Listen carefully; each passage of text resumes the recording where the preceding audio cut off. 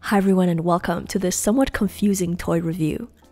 I'm still not sure if this is a great product or a borderline scam, so you have to watch the video and give me your opinion. This is called Teenieping Soft Jelly Friends, and it's a really rare DIY kit that's only available in Korea.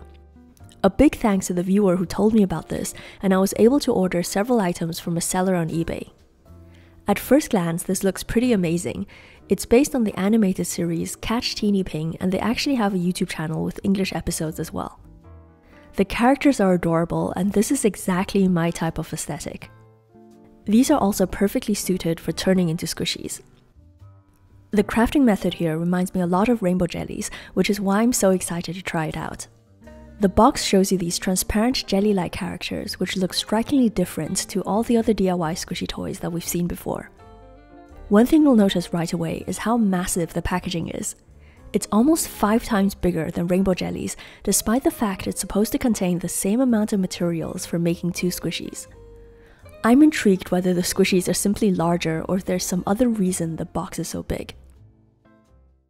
Another thing I have to point out is how good the packaging design is. I mentioned in my Jelly Sand video that the box design often gives away the quality of the product inside. In this case, the attention to detail is 10 out of 10.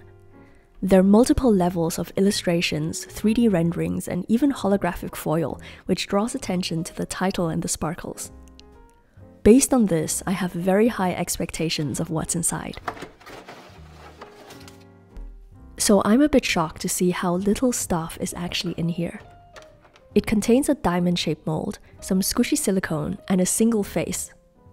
Most of the space inside the box is simply bulked out using this plastic insert. It gives the illusion that you're getting more value for your money, but this is literally an empty box with a significant waste of plastic. I have to compare this to Rainbow Jellies because they give you a lot more, despite the packaging being much smaller. As you can see, you get 2 molds with 2 faces, hair pieces, and key rings as well. The only difference with Teenieping is that the mold is larger and more complex, with a transparent element as well. However, the clasp isn't well made because it often flips back on itself and you can't close the mold anymore.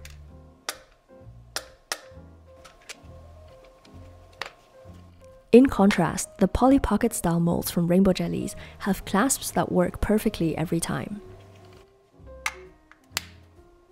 The insides of both molds look virtually identical, including this white foam rubber surface.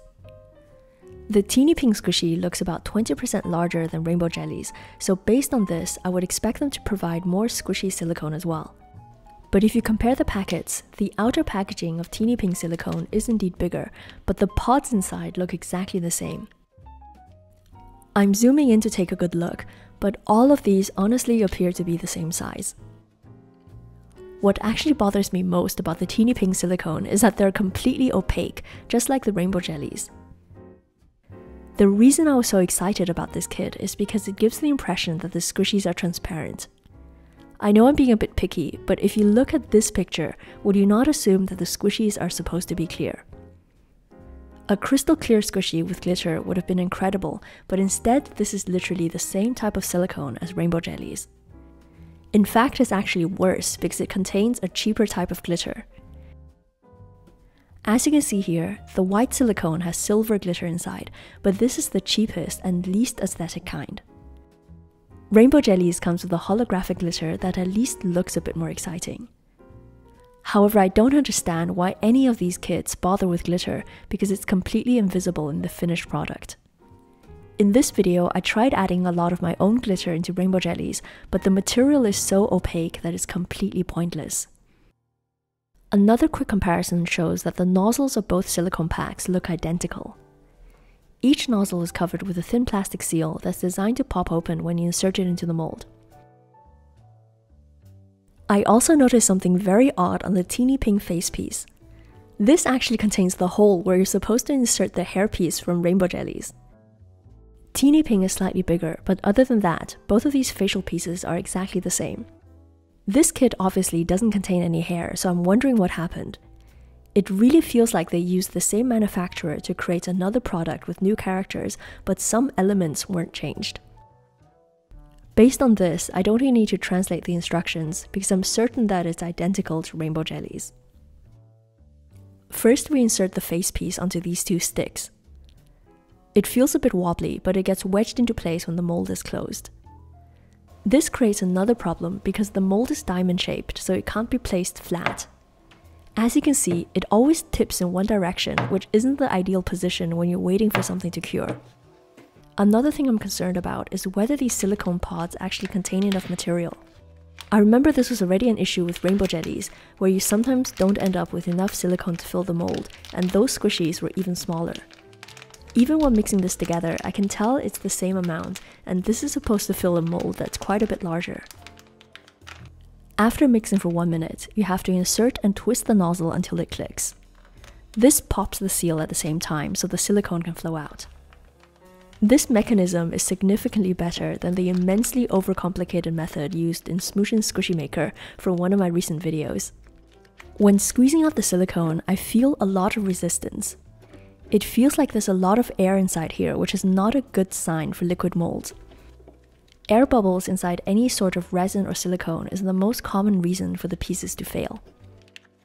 I do like the fact that the transparent window lets you see the outer part of the mold, but it's hard to tell how much liquid has been filled inside. I'm a bit skeptical now because this is much harder to squeeze compared to Rainbow Jellies, and the fact the mold can't sit flat on the table makes it even trickier. However, the silicone is already starting to cure, so I'm going to leave it alone and hope for the best. In the meantime, I'm going to make the blue one as well. I just noticed that they give you 2 packets of silicone but only 1 face, which is totally bizarre.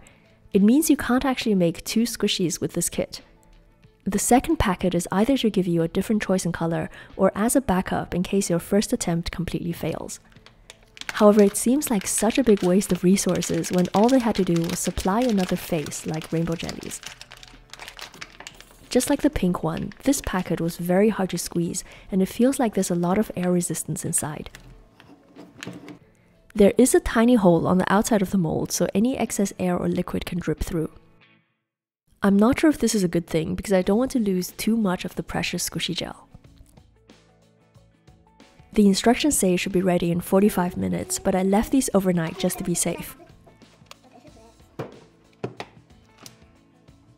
To my massive surprise, this one turned out pretty well. You can see where some of the silicone spilled over, but it didn't cover the face, and this actually looks super cute. Most remarkably, the back part also looks fine, which is more down to luck because I can see a few air bubbles in here that help to bulk out the volume. I'm still convinced that the silicone packet isn't enough to completely fill the mold, but if you're lucky, then you'll have a few air bubbles inside that displaces the silicone just enough so you can have a finished squishy. The texture is great and not sticky at all. I think it's identical to Rainbow Jellies, but it feels squishier because the character is larger. Their hair in particular is very satisfying to play with. Even though I like the idea of felting wool hair from Rainbow Jellies, I think the satisfaction level of a squishy doesn't necessarily need that.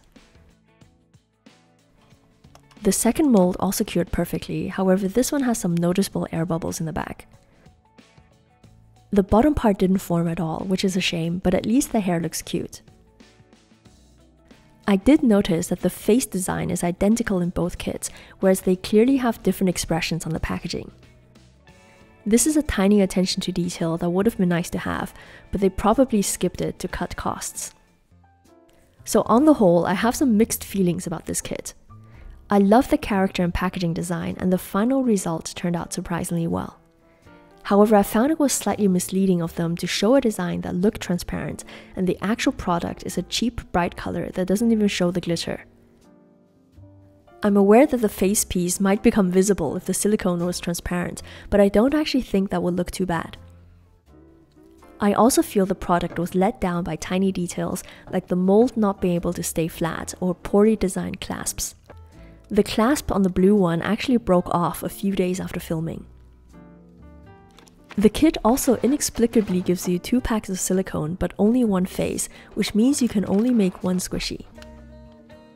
I'm not a big fan of the significant use of plastic inside the packaging. I'm fully aware that it's impossible to create content in the DIY space and moralize about plastic use, but in this case it's particularly annoying because it's purely there to trick you into thinking you're buying a bigger product than it actually is. I'm fine with a certain amount of non-recyclable waste if there's an educational or creative purpose behind it, but that is obviously not the case here. So let me know what you think. Is this a cute and unique product that's worth trying out, or is it just a shameless ripoff of Rainbow Jellies? I'm also curious to see if I can make some transparent versions using my own silicone, so please subscribe if you want to see those updates on my shorts. I'm Joanna, thank you so much for watching, and I'll see you soon. Bye!